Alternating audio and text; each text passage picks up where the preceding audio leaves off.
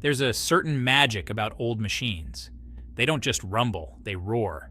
They don't just move, they shake the ground beneath your feet, covered in rust, dripping with oil, and shrieking with squeaky gears.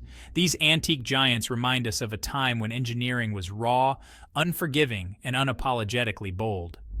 Today, we look at machines that weren't designed to sit in a museum. They were built to tear through earth, to tame farmland, to carve roads through wilderness. And in many cases, they outlived the very people who operated them. Some of these machines still work to this day, long after their companies moved on to sleeker designs.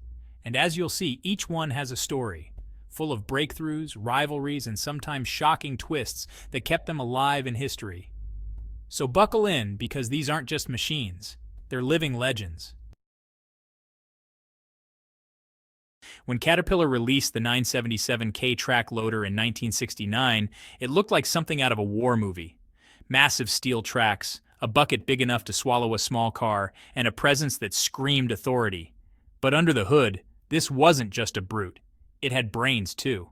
The heart of the 977K was its turbocharged D333 engine, a six-cylinder beast that churned out 170 horsepower. Back then, that was an impressive number, especially for a track loader. But the real genius was in the details. Caterpillar designed oil-cooled clutches and brakes, which not only lasted longer, but created a sound that operators still talk about today. A sort of squeaky metallic cry that you could hear from half a mile away.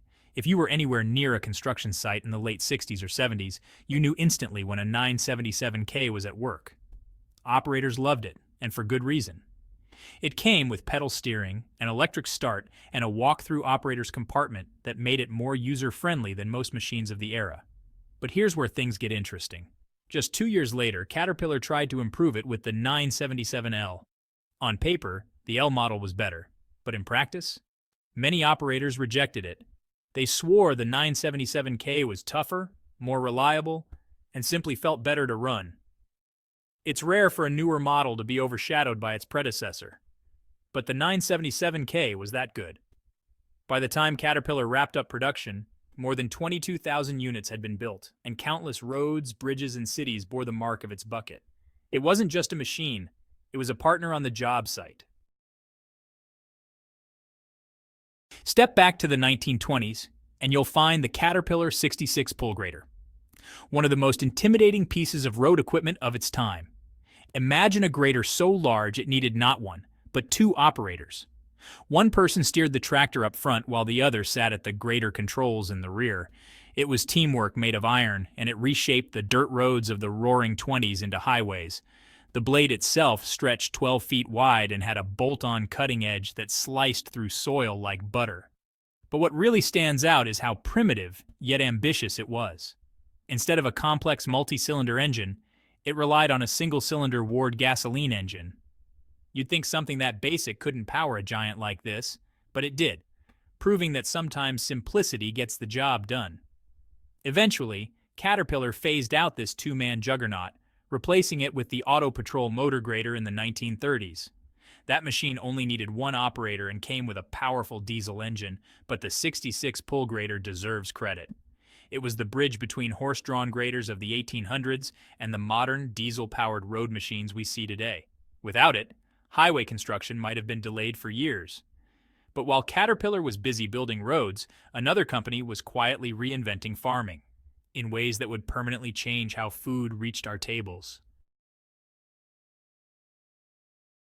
In 1912, the Clitrac W1220 rolled onto the scene, and it was unlike anything farmers had seen before. At a cost of $1,385, it wasn't cheap, but for those who could afford it, it was a revelation. The secret was in its steering. Instead of the clunky levers that most machines relied on, the Clitrac introduced a controlled differential steering system paired with planetary gears, what the company proudly called the true traction system. For farmers, this meant smoother handling, more precision, and better grip. Suddenly, it wasn't a fight to control your tractor. It felt like the machine was working with you, not against you. But Clitrac didn't stop there. They introduced innovations no one else had thought of yet.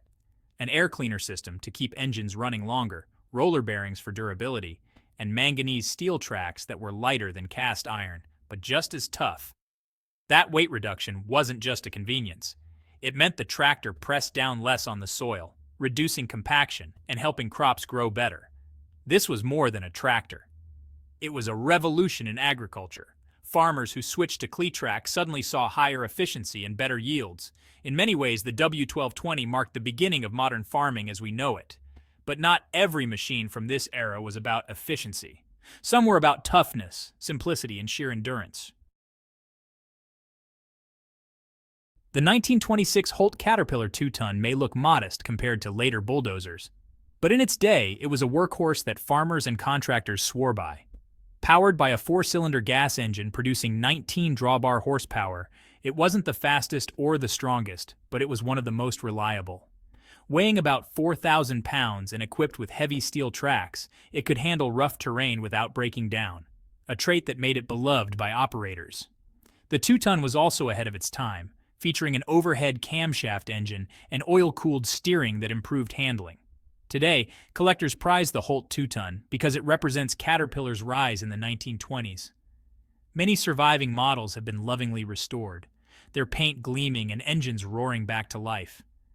Seeing one of these restored machines in action is like watching a piece of history crawl out of the past. But if the Holt 2-ton was considered tough, wait until you meet the bulldozer that towered above everything else in the 1970s. The Allis-Chalmers HD41 bulldozer wasn't just big, it was monstrous. Introduced in 1971, it was widely considered the largest bulldozer in the world at the time, and it had the numbers to prove it. A Cummins turbocharged V12 engine roared inside, pumping out a staggering 524 horsepower from 1,710 cubic inches of displacement. That's the kind of power you'd expect in a locomotive, not a bulldozer. And it needed every bit of that strength, because this machine was 20 feet long, 11 feet wide, and 13 feet tall. Its blade alone was 11.5 feet across, and it carried a 22-foot grading blade that could clear land faster than almost anything else on the planet. On job sites, it was nicknamed Big Roy, and for anyone who saw it in action, the name made sense. The ground literally shook when this machine moved. But what's even more fascinating is what the HD41 represented. It wasn't just a bulldozer. It was a statement. In the 1970s, industries were racing to build bigger, faster, and more powerful machines, and the HD41 was proof that Allis-Chalmers could compete with Caterpillar on sheer size and strength. Yet, not every job needed a machine that size. Sometimes, the most valuable tool was the one that could adapt to anything. The 1940 Caterpillar D6 was exactly that. A middleweight bulldozer that proved versatility was just as important as power. Unlike the giant HD41, the D6 was small enough to handle farming tasks, but tough enough for heavy construction. Its genius was in its adaptability. Operators could swap out different blades depending on what they needed: a straight blade for precise cuts, a universal blade for scooping large loads, or a combination blade that could handle almost anything. Add in optional attachments like rippers, scrapers, and drawbars, and the D6 could transform itself into a completely different machine depending on the day's work. Its engine options, a 7.7-liter or 8.6-liter 6-cylinder diesel paired with a 5-speed transmission, gave it the perfect balance of power and control. And unlike many of its contemporaries, the D6 could handle steep slopes, muddy terrain, and thick forests without stalling out. The most impressive part? The D6 is still in production today. Modern versions may look sleeker, but they trace their lineage directly back to the 1940 model. Few machines in history have enjoyed that kind of longevity. But as farming evolved, so did the need for smaller, more specialized tractors. The Oliver OC3 tractor of the 1950s wasn't about brute power. It was about efficiency. Standing just 4 feet tall and 8 feet long, it looked almost modest compared to giants like the HD41. But don't let its size fool you. Under the hood, it carried a Hercules 2.2-liter 4-cylinder gasoline engine that delivered 29 horsepower at just 1,700 RPM. It wasn't about speed, it was about reliability. And its compact frame made it perfect for navigating tight farm fields or construction sites where larger machines just couldn't fit. The OC3 also had a secret weapon: hydraulics. Equipped with both front and rear hydraulic blades, it gave farmers unprecedented control and efficiency. Instead of needing multiple machines, one OC3 could handle a variety of jobs. That combination of versatility, durability, and affordability made it a favorite not just on farms, but also in small construction projects and even landscaping.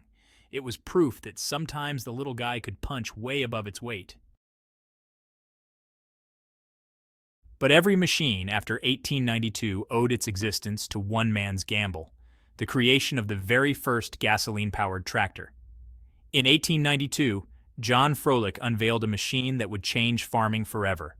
At a time when steam engines dominated, Froelich dared to build something entirely new, a tractor powered by gasoline. His machine could do something steam engines couldn't. It could move forward and backward with ease. It was safer, it was easier to handle, and it didn't require massive crews to keep it running.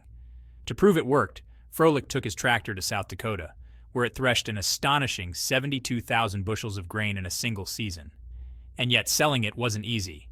Farmers were cautious, skeptical, and loyal to their steam engines. Only 2 of Froelich's tractors were sold, but the idea refused to die. Froelich's design laid the groundwork for the Waterloo Boy tractor, which eventually became part of John Deere, and the rest is history. Without Froelich's gamble, tractors as we know them today might never have existed. And finally, we reach the machine that closed out an era. A scraper that combined speed, power, and innovation like nothing before it. The International Harvester 295 pay scraper, launched in 1962, was a game-changer in earthmoving. Its DT817T 6-cylinder turbo diesel engine churned out 375 horsepower, and paired with an Allison 4-speed power shift, it could hit top speeds of 26 miles per hour. Lightning fast for something that big. It also introduced a hydraulic steering system and a fixed kingpin, making it easier to control than earlier scrapers. Operators loved its speed and handling, but early models had a problem. Wear and tear set in too quickly. Instead of giving up, International Harvester doubled down, releasing the improved 295B with a massive 34 cubic yard capacity. Later, the E295 pushed the limits even further. For a while, it went head-to-head with Caterpillar's 631 and Euclid's S24, proving that International Harvester could compete with the biggest names in the industry. By 1974, production ended, but the pay scraper had already earned its place in history as one of the most ambitious earth movers ever built. Looking back, it's clear these machines weren't just piles of steel. They were milestones. Each one tells a story of innovation, rivalry, and resilience. From Froelich's first gasoline tractor to Alice Chalmers' colossal HD41, they represent humanity's determination to build bigger, better, and smarter. And the most remarkable part? Many of them are still running today. Machines that were supposed to be retired decades ago continue to roar to life on farms, in forests, and at construction sites. So here's the question. If you could climb into the cab of any one of these antique machines, which would it be? Would you take on the monstrous HD41 and feel the earth shake beneath you? Or would you choose Froelich's original tractor and relive the birth of modern farming? Let me know in the comments. And if you enjoyed this trip through history's toughest machines, hit that like button, share the video with a fellow history buff, and subscribe for more stories of the machines that built our world.